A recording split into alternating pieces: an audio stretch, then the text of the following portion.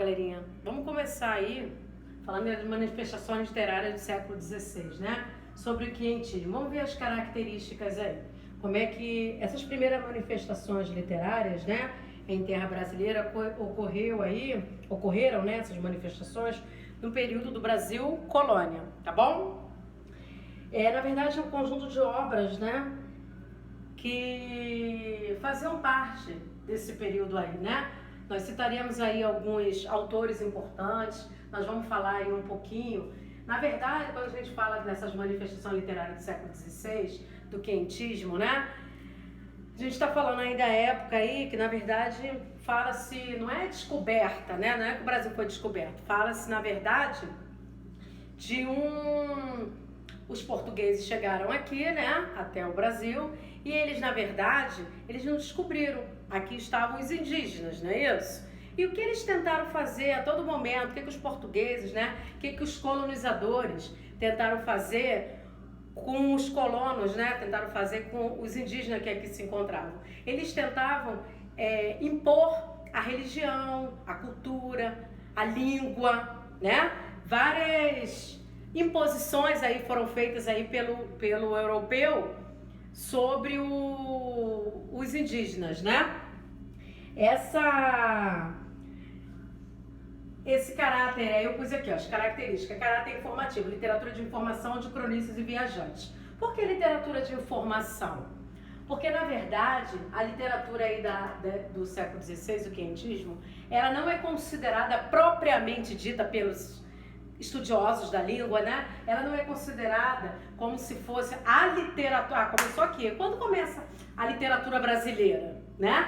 Na verdade, aqui não é propriamente dita a literatura nossa do Brasil. Por quê? Porque quem escreve aí, quem relata, quem conta o que encontrou no Brasil quando aqui chegou são os europeus, não foram os brasileiros, né?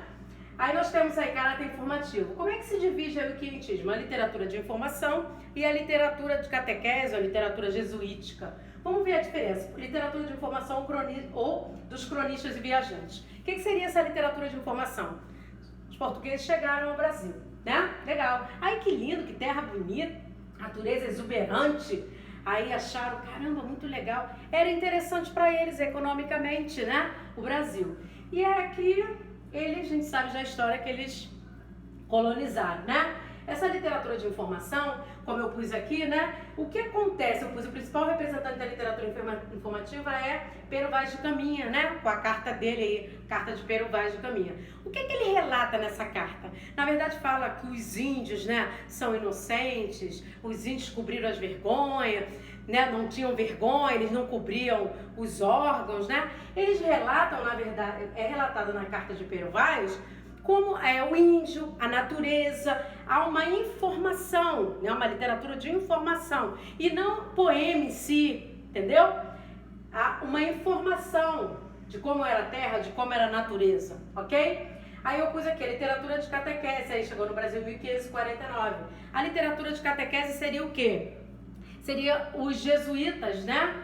Os padres, eles tentando o quê? Colonizar, eles tentando impor a sua religião, impor a sua cultura, impor o idioma, né? Nós tínhamos aqui o Tupi-Guarani, mas você pega aí um dos representantes aí, um dos padres, né? Que fazia parte aí da literatura jesuítica ou literatura da catequese, e ele escrevia vários poemas, né? Várias peças teatrais. Ele escrevia em português, ele escrevia em Tupi-Guarani, ele escrevia em vários idiomas para que também conseguisse fazer com que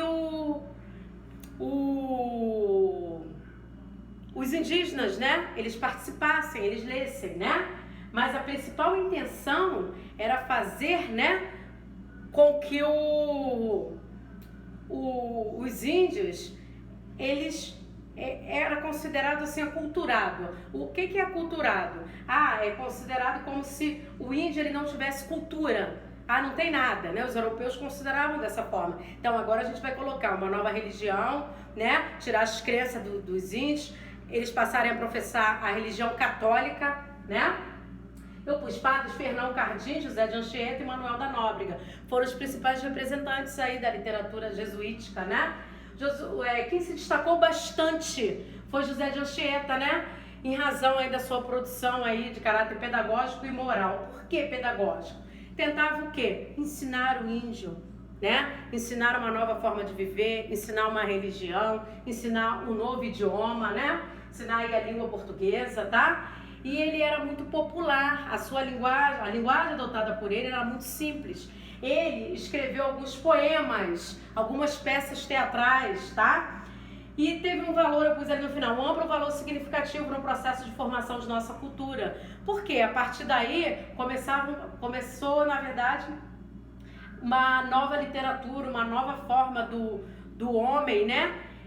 Estar envolvido na sociedade, tá? Esse período aí é o quinhentismo, há um debate até hoje, né? Sobre alguns estudiosos, como eu já disse, se propriamente a literatura, né, a brasileira, ela começa aqui no quinhentismo. Por quê? Porque aqui não houve grandes produções literárias, né? Houve imposições, houve relatos de como era o Brasil, de como era a natureza, de como eram os índios, de como os lugares que eles passaram, que os europeus passaram até chegarem ao Brasil, como era, tá? Como era a fauna, como era a flora, tá bom, galerinha?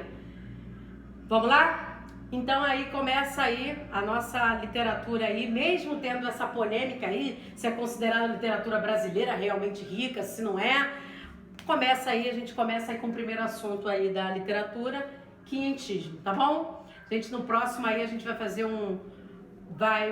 uma abordagem sobre o barroco, ok?